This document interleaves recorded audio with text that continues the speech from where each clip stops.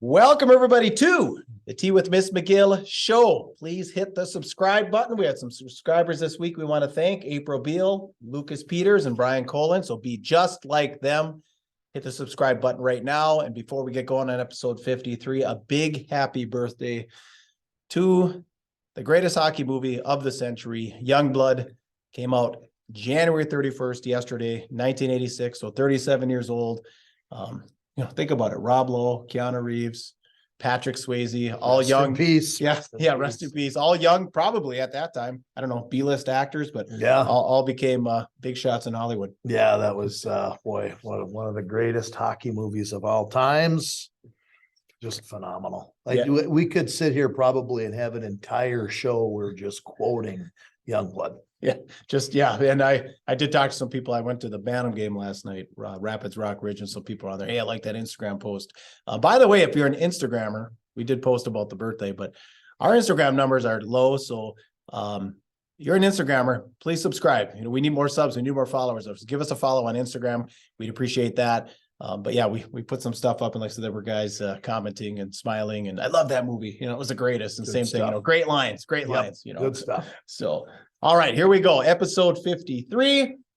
It is Puka speaking. Is the star of the show Reed Larson. We'll get going here with our storyline game of the week, presented by Aspire Heating and Control. They're your local Bryant dealer. They are the official, or Bryant is the official heating and cooling company of your Minnesota Wild. They specialize in gas, electric, and hydronic heating and cooling systems for existing and new construction. Residential and commercial installations available. Forced air systems, boilers, heat pumps, mini splits. They are, of course, licensed and bonded. Give Justin a call, 999-5957. As a matter of fact, I just gave Justin a call this morning. Things have been cold. I had something came up on my thermostat, but it's a digital thermostat, some message, I changed my filters, this, and this. So he helped out. So like I said, if you're having any issues, looks like it's going to be colder for about another 3-4 nights. So if you're having issues with your furnace, it gets better like towards the weekend or at the end of the weekend, Sunday. But if you're having issues with your furnace, it's that time of year. These are the people you call, 999-5957. Give Justin a call, Aspire Heating and Control. All right, so our storyline game of the week was the My9 game last Thursday. We're going in reverse here a little bit. A big Section 7A matchup over at the MEC. Denfeld, Rock Ridge comes out with a 6-1 win. Of course, you were on the mic. Thoughts on the game? Yeah, I thought Rock Ridge kind of came out with a little bit of an attitude. I think they had a little bit slower start on the season, and we've kind of been talking about that as the year's gone on, as their year ended last year and as the year has started. We said people be patient. Their coaching staff knows what they're doing. They're still trying to make a culture there. They're still trying to create some excitement about it, still considered a new program. Give them some time, and they kind of had a little slower start. Well, they're starting to pick up some momentum here at the end of the season. They really are. They were actually on a 7-game winning streak, which got snapped, and they were trying to get back into the winning ways going into that Denfeld game. So they were pretty stoked to get back into the win column after getting the 7-game win streak snapped. But they came out with some intensity. They were putting pucks on the net right away. They popped a couple in right away in the first period. And they really had the tempo of the game and the momentum most of the night. There was some pushback in the second period from Denfeld. Yes, thought that too.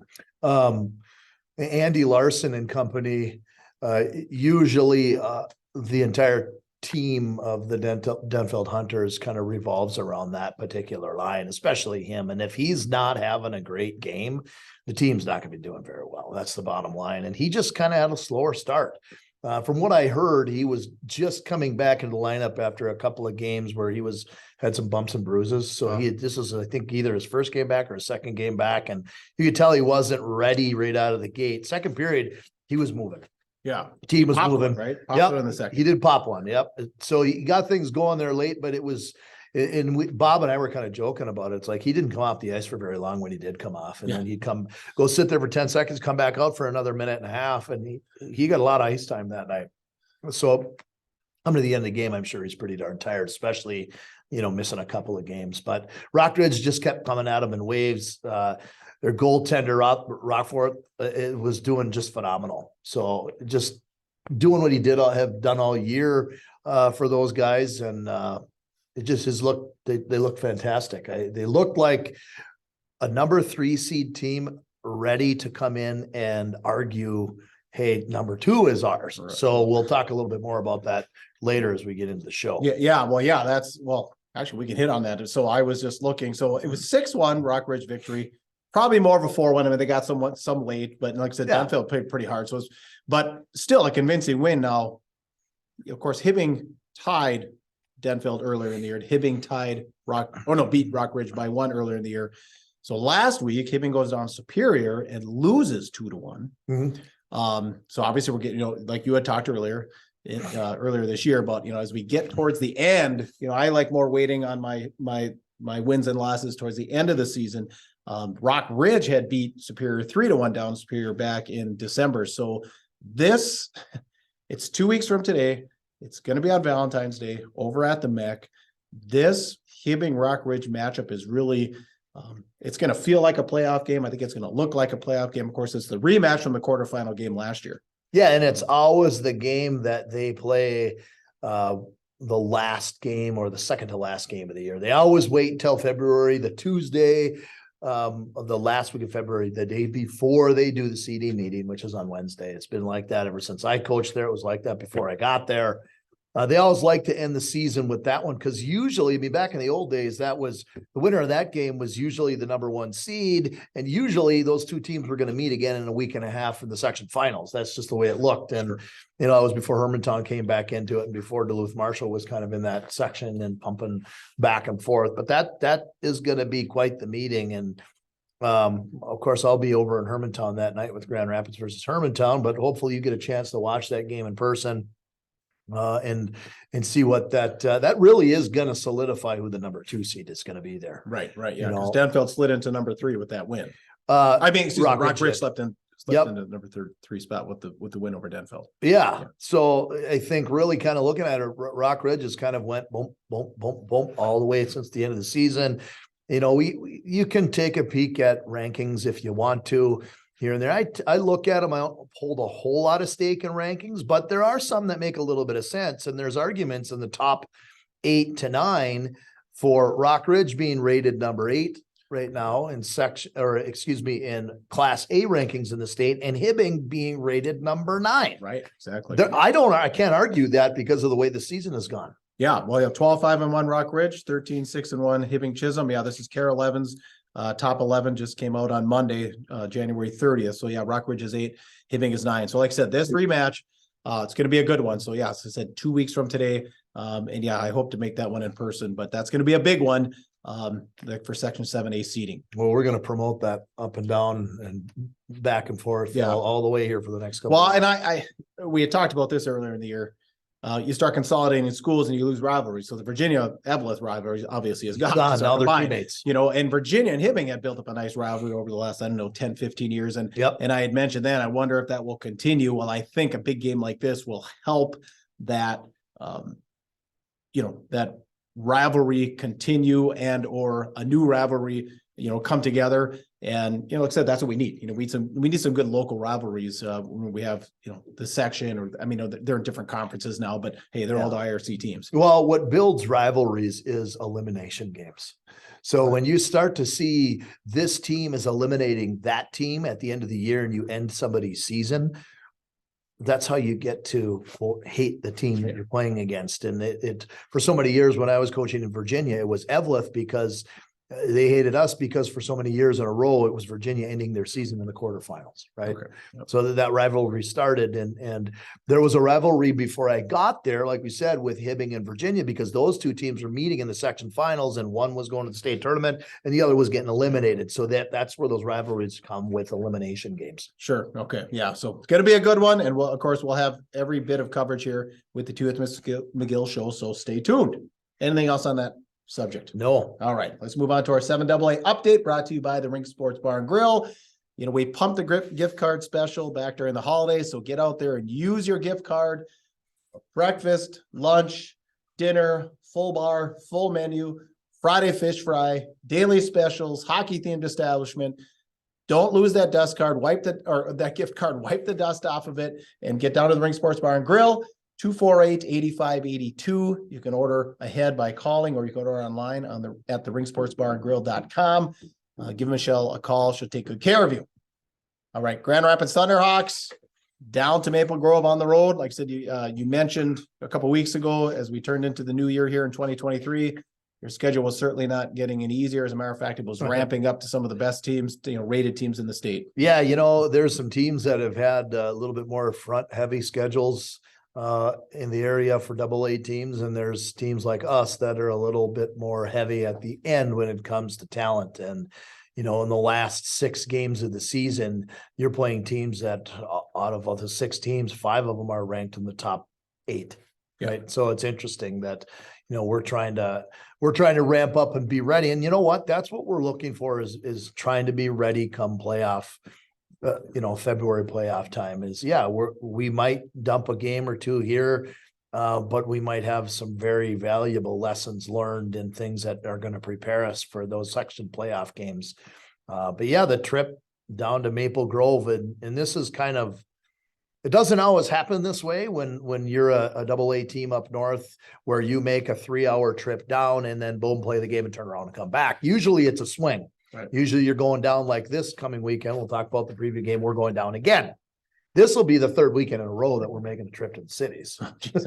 We went to White Bear the weekend before, then the next weekend we go down to play Maple Grove, and now this weekend we go down to play Andover. So, and you were in Moorhead the weekend before. Yeah. So there's a lot of travel this month, which has also been difficult too, as well on the team. But, down and back usually in the same night means you're spending more time on the bus than you do between a JV and a varsity game through the evening. But going down there on a trip, and, we don't make any habit as a coaching staff of trying to make excuses for why you go down there and you dump one 8-1 to the number 4 ranked team in the state. We ended up losing the game 8-4. They scored in the second period 7 goals.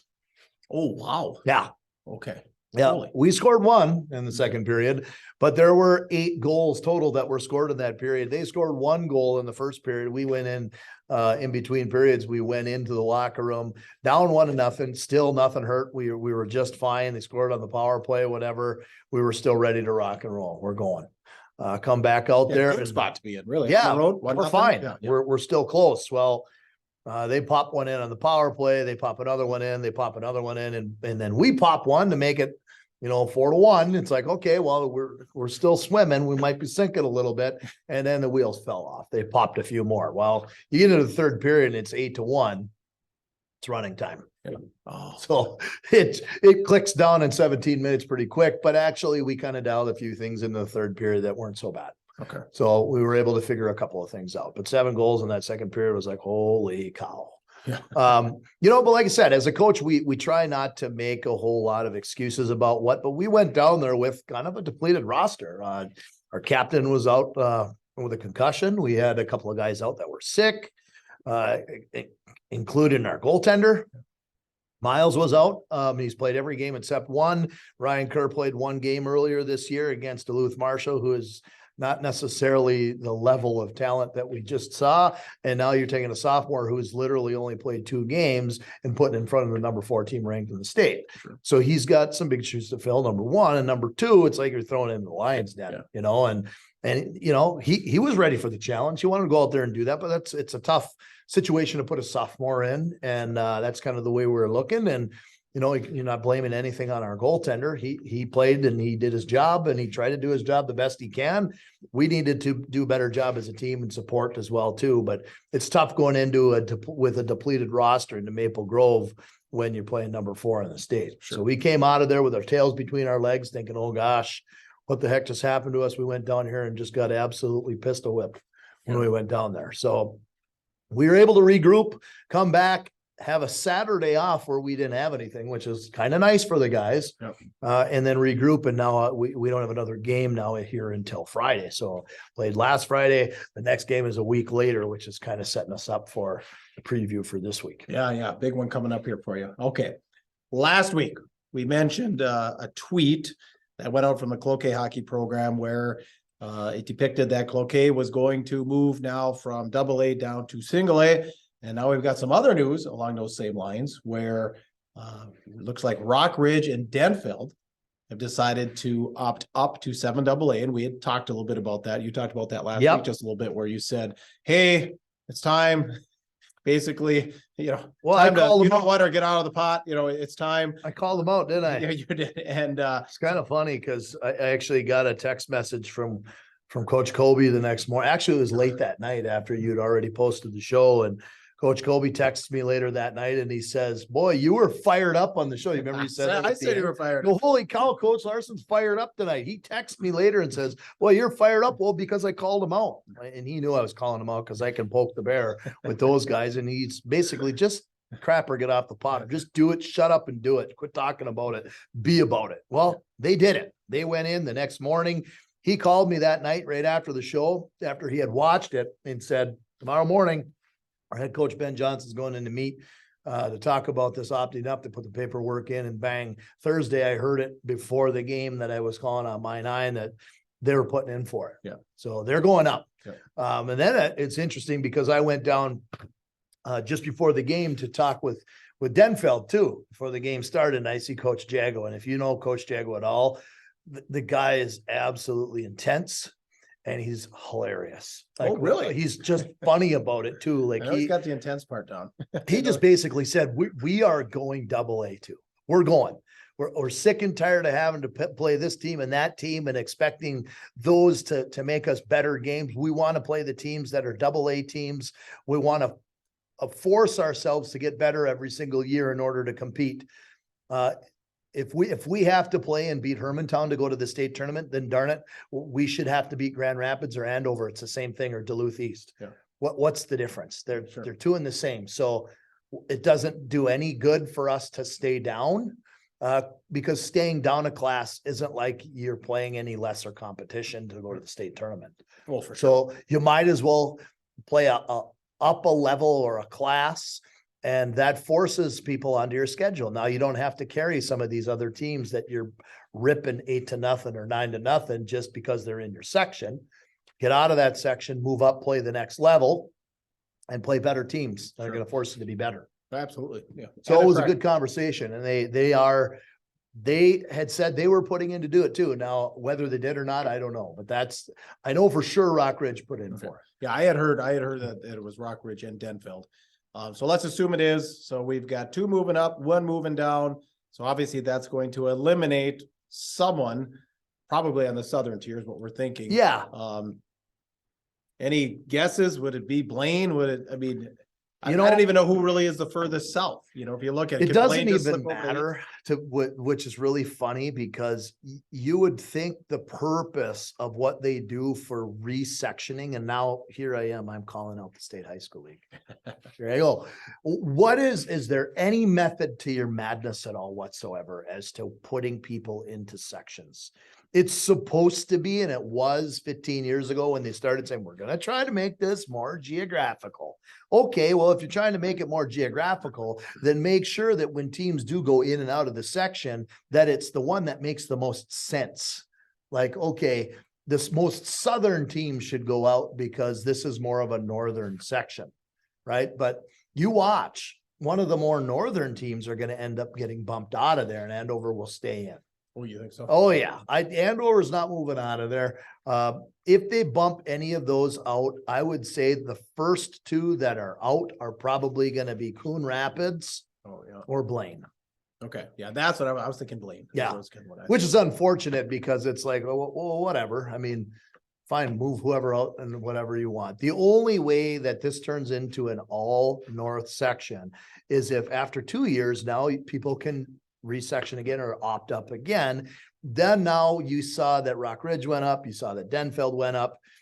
There's probably going to be another addition to that, depending on what the new school in Duluth decides to do, what Stella Mara decides to do, and Coach Pionk is going to be running that organization, whether he decides that it's going to be a AA team or it's going to be a single A. At any rate, it's a private school. Yeah. So it makes sense to be a AA team if you're a private school because you're going to be recruiting people. Yeah. Right. So that might be something that falls into there. Maybe Greenway decides that they're going to do something, or Proctor decides they're going to do something, or Hibbing decides that they're going to do something. Because these are all teams that said, well, if Hermantown doesn't move down, then we're moving up. And then we come down to the 11th hour and say, we're pulling out. They're playing their bluff.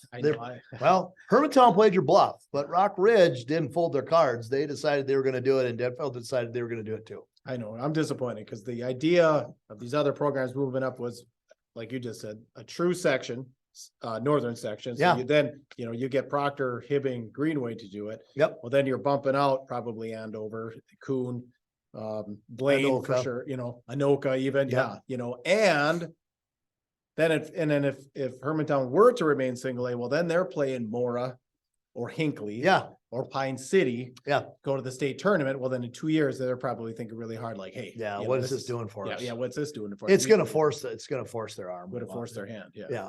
And that was the whole purpose of these teams doing that. Is sick and tired of watching the same team win the section every single year. And you know what?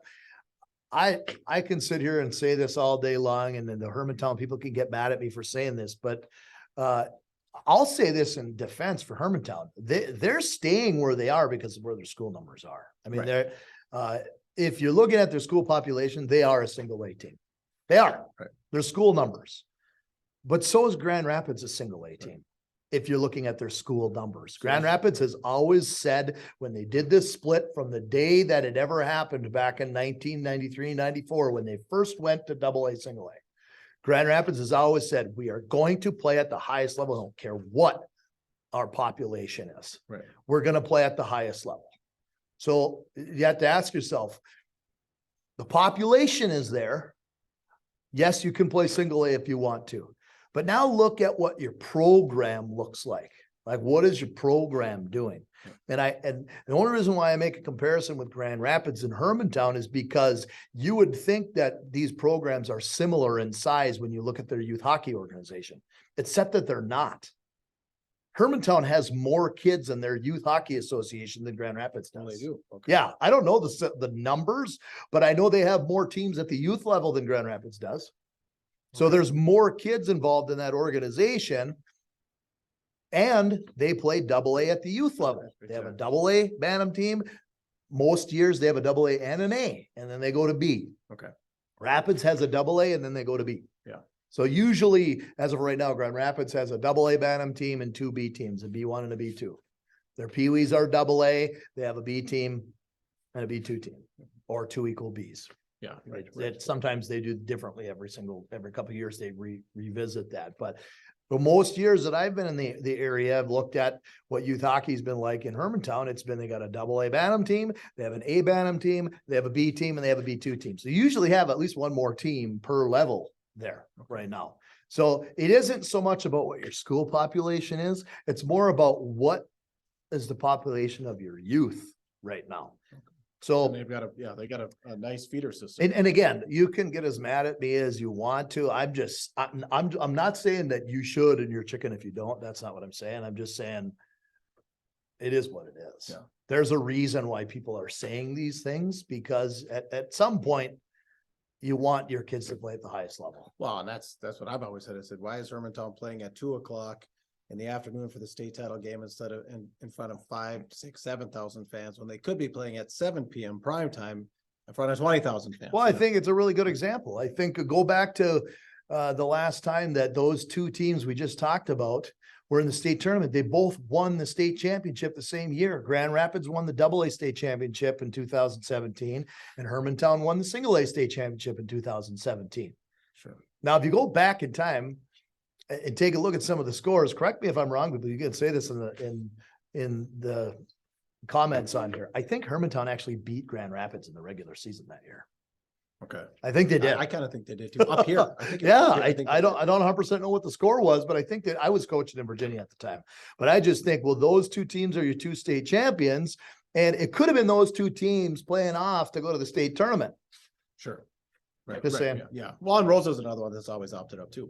Roseau does, and I hate to say it, I think that the years of Roseau being able to opt up to double A, that might not happen anymore, because they've got one Bantam team and one or two real small Pee Wee teams. Their numbers are depleting in Roseau, I'm sorry to say, and it's sad. Yeah. Well, and I've also heard too, some of the parents saying they're hoping for single A, not so much competition wise, but just the travel, because you're in Roseau, it's 3 hours to Grand Rapids, another 3 hours to the cities, and they've got Rogers, they've got Elk, they've got St. Cloud, and they said, geez, if we were up in section 8 and on the A level, well, heck, we could play, instead of playing Thief River once, we can play them twice. Instead of playing East Grand once, we can play them twice, so. And you're going to DL and, you're going to, closer teams. You're not going to go to Lake of the Woods, which you probably are because they're right there. You're going to International Falls. They're right there. They're within a single A rock throw of you to be able to play. Right. So I do, because when they were up with you, I was talking with a buddy of mine. They had the Rapids game Friday night, and then the boys team headed to Elk River. His wife was with their daughter, who plays for Roseau, obviously, and they were in Rogers. So wife's down in Rogers with his daughter. He's got to go the next day from Rapids down to Elk River. And then think of that Saturday night, or it was afternoon game, but he's still, all the way back up to Roseau, and then mom's coming all the way back up. So I mean, I can understand that. I mean, they're literally covering 3/4 of the state. 100%. To play some 100%. games. So, all right. Anything else on that? Nope. All right. Let's move into the preview section, brought to you by our friends over at Iron Range Apparel, Thunderbird Mall. Check out Reed. Some of you high school players, I talked to you about this last week. Yeah, look at the ODR swag. Flowers, come on. Just don't do the flower things. Valentine's Day is 2 weeks away. You got your honey. Get a ODR. You have 2 weeks now, 14 days to get over to the Thunderbird Mall. Get your ODR swag for you and get your ODR swag for your gal. It'll be around a lot. It'll last a lot longer than flowers. They'll have it in the summer. They'll have it a year from now when they're at college, all that good stuff. So ODR is your place for Valentine's. Get over there, 14 days, Thunderbird Mall in Virginia. All right, couple of games here to profile. We just talked about Rock Ridge. We just talked about Hermantown. Possible number 1 and 2 seeds for the section. They're going to face off a week from yesterday, Tuesday, down in Hermantown. Hermantown's got Orono coming up here this weekend before they meet. Rock Ridge goes down to Sartell and Brainerd this weekend before they meet. I don't know. I mean, of course, like I said, anything can happen. I guess obviously Hermantown's the favorite, but we'll see what kind of battle Rock Ridge can give them. Well, give them a fight. I think if there's any team right now that is in that section that's gonna be able to show the depth to be able to beat or at least play with a Hermantown, it's Rock Ridge. They've got the depth to be able to do it. The question is do they have the upper end scoring that Hermantown has? They don't. And I don't like to say that about those kids because I think they've got some really good offensive players, but they don't have a Division I hockey player on their team. Whereas there's a couple on that Hermantown team. So, but if there is a team that has the ability to be able to keep up and play with that team and maybe upset somebody in the end, it's a Rock Ridge. And that's going to be an interesting game for Rock Ridge to use as a measuring stick for them is, okay, it's a regular season game. As of right now, Hermantown's the number 1 seed. There's really no arguing that.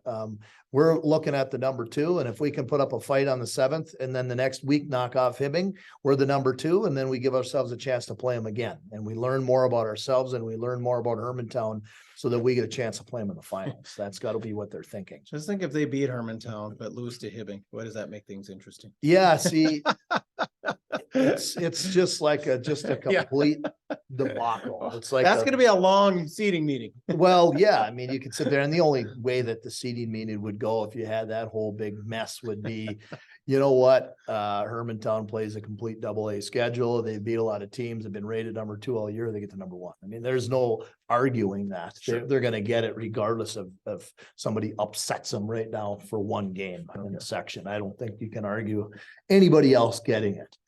You mentioned Hermantown and Orono. Orono's been rated in the top 5 all year. They're good too. They're a good team. They're always in the mix. I think of back in was it 5-6 years ago where Orono had been in the state championship and won a state championship a few years back. Right. So they're there. They're there. They've been there. They've been in that mix, every other year they've been in that mix. So that's going to be an interesting game where, when Hermantown plays teams that are in that top tier of maybe the top 4 or top 5 in single A, like Warroad, they have some troubles with some of those teams. Kind of interesting because I watched a game where Hermantown struggled a little bit with St. Cloud Cathedral, and they're not even rated. So there are teams that can catch Hermantown on an interesting night. And you saw how that worked out when Hermantown ended up playing Matamidi, who's been rated number 4 or 5 all year. Matamidi ended up getting beat up on hockey day by him, which was, whatever. Matamidi put on a good fight. They're really similar to Hermantown. They play out of a huge youth hockey organization, just like Hermantown does. They play a AA youth hockey schedule, and then they go to high school and play single A, just like Hermantown does. So apparently that formula is working for these two teams to get to the state tournament. At any rate, whenever you start seeing the numbers like that, where you've got that many numbers to be able to play AA, then maybe that's the level you should be playing in high school too. So, but Orono is going to put up a fight. Expect an interesting score there. I'm not going to predict a loss for Hermantown, but I'm going to predict a pretty close game. Okay. Grand Rapids Thunderhawks. Back to the cities. Yeah, for the third week in a row, we jump on the old motor coach and head down south to section rival, and it's just recently become a section rival over the last 3 years as Grand Rapids has kind of met up every year the last 3 years against Andover in the section championship. So it's been kind of interesting to watch. And last year we had a regular season game right around this time of year that was at home here, and it ended with Miles Gunderson stopping a penalty shot on Gavin Thorson for the 2-1 win. That kind of put us in the driver's seat, at least with confidence. It didn't put us in the driver's seat because last year we were using the QRF rating, the Minnesota Scores rating, in order to rate seeding. If we were in a seeding meeting last year, we would have had the number 1 seed because we beat them. Yeah. We beat them. But the QRF had them ranked a little bit differently. They had them just a little bit above us or real close to it. So with QRF, if you're within 3 or 4 points, then that goes a head-to-head. And they ended up getting the head-to-head on it last year, and they got the number 1 seed, and we got the number 2. But Rapids ultimately was the better team skill-wise last year, but it didn't show up that way in the section finals. Right. Last year, Grand Rapids got beat. They were like a deer in headlights at Amsoil Arena, where Andover was on their game and ready to rock, and walked out of that game with confidence and went into the state tournament and won the whole thing. They won the state championship last year. So a rivalry that has been built up. Now we get to go on the road down to Andover. And for us, it's a really big game. For them, it's a big game too. But regardless if Andover wins or loses that game, Andover is still going to be either the 1 or the 2 seed. They're not going to drop below 2 no matter what. But if Rapids wins, Rapids has an argument for either the 1 or the 2 seed because of a split with Duluth East. East won the second one. Rapids won the first one. Because of a split with Duluth East, if Rapids beats Hermantown, they could argue the number 1 seed. East split with Grand Rapids, and then they beat Andover convincingly. They can argue if we don't win. If Rapids doesn't win, they can argue for the number 1 seed. So again, doesn't matter what Hermantown we were talking about. Doesn't matter what Andover does. They're going to get 1 or 2 no matter what. But if Rapids wins, they get an argument for 1 or 2. If Rapids doesn't win, they're number 3. Yeah. No question about it. Right. Okay. Yeah. So that's a big game going into Andover, and there's a lot of firepower for GR to watch going into the Andover Community Center. You're keeping an eye on Gavin Thorson, who's a complete stud.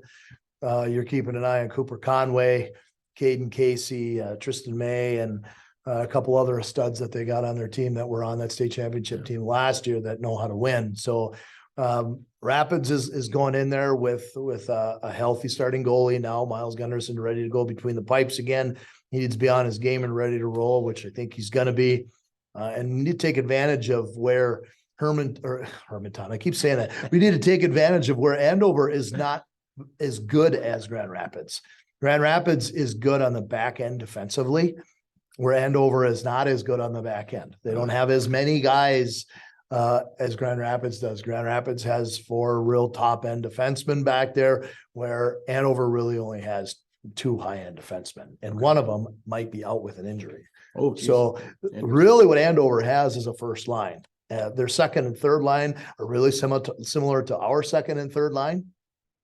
So if we can contain that top line with Caden Casey and Gavin Thorson as well as Cooper Conway, then I think the other two lines can take over and keep the game close and win it in the end. There you go. That's what you got to do. All right. Then it doesn't get any easier Saturday. It doesn't. Then you go sliding into Plymouth to play Wayzata, who's been kind of dropping in the polls a little bit. They've been at number 2, they've been at number 1, they've been at 3, 4. Now they're kind of at 5 or 6, and they've dumped a couple of games. They actually went up. We talked about it last week. They went up to World and dumped one of the World Warriors, who are still undefeated, by the way.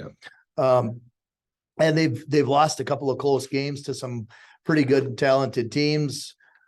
They've dropped in the polls, but that doesn't mean that they're not going to be ready to play. It's that nice little north-south rivalry between Grand Rapids and Wayzata, and that's going to be at their home rink. Used to be an Olympic size sheet at the Plymouth Ice Center. They've kind of narrowed that rink now. It's no longer Olympic size, but it's still a tough place to play. It still seems like a really big sheet of ice when you're out there playing. They're going to be quality. And actually, I've been stating this game as the battle of 2 of the best goalies in the state. And you saw it last weekend, 2 of the best goalies between Will Ingman, who's the goalie for Wayzata, and Hamden Sklikinski from up in Warroad. Well, now it's going to be 2 of the best goalies again, Miles Gunderson and Will Ingman. So it's going to be interesting to see the goalie match up there. Yeah. Big contest. All right. Good luck, Thunderhawks. Good luck, coach. We'll take it. All right. Some scores and more from the week that was. Just talking about Selinsky and Warroad. 5-3 win over Bemidji last night. A little bit of a scare. Bemidji kind of hung in there. An empty netter. So 5-3 win up in Warroad. And also on Saturday night, I did watch on Hockey Day. Warroad did dispose of Moorhead 4-2 in Moorhead. So your prediction of them going undefeated, they're now what? I think 19-0. I think I'm going to jump on that bandwagon. They're going to go 31-0. We'll see who they have left. Yeah, they're going to go 31-0. Put your prediction down. Put in the comments on what you're thinking on Warroad. Roseau 4-1 over St. Cloud. Denfeld dropped Greenway last night 6-rip. Proctor over Pine City 5-2. Ely ousted by Bagley Foston 7-1. Hibbing over I Falls last night 8-2. Cloquet got past Forest Lake 5-2. Duluth East beat Centennial 7-4. Marshall over the North Shore Storm 7-1. And the Walleye Scott Edina update. Edina 4, Eden Prairie 0. We talked about Kurt Giles. Remember, we was like, geez, he can lose his job. His job's under pressure. They were 0-3.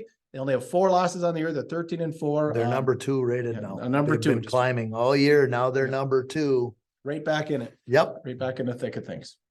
All right. That's it for episode 53. Anything else? No, I just look forward to this weekend when you said, I'm going to hold your words to this because you're really smart. The weather hopefully is starting to get warmer. Yeah. Because it's sub-zero right now. I'm looking and it's below 0 at the moment. It's going to be really, really cold tomorrow. And then as we start getting into Friday, Saturday, then we're going to start climbing into single digits and maybe even into the low teens. It's starting to warm up and the days are a little longer. Even I was coming up here tonight, a little bit of daylight. So that always, when I was a kid, when I was in high school, it's like, okay, playoffs are coming. Look at the daylight. Get out of practice. You can see the daylight. Okay, playoffs thank are coming. goodness. So look how we're talking about all these rankings and seedings and all that stuff. You know, it's going to be that time of year. Yep. All right. So like I said, that's it for episode 53. Please comment if you want to get a hold of us more on a more private fashion. Goatsportsmediallc at gmail.com. Hammer the subscribe button. Share the show. Sharing is caring. We'd appreciate that. We need to get exposure to more hockey people. So if you're a hockey person, share it out so your friends and family can see. Like I said, Tea with Ms McGill on Instagram, Spotify, and Apple Podcasts. Like I said, if you're an Instagrammer, give us a follow. We got to get those numbers up. YouTube and Facebook, find us on a Goat Sports Media LLC. Of course, merch, $20 and extra large and down, XXL 22 and up, just Cash App, Venmo, all that good stuff. Get a hold of us. We'll get it to you. Greatest partners on earth, the Rink Sports Bar and Grill, Iron Range Apparel, Aspire Heating and Control, and Iron Range Goalie Academy. For Reed Larson, I am Puka. Get out there and be your dream. You're tuned to the Tea with Ms McGill Show.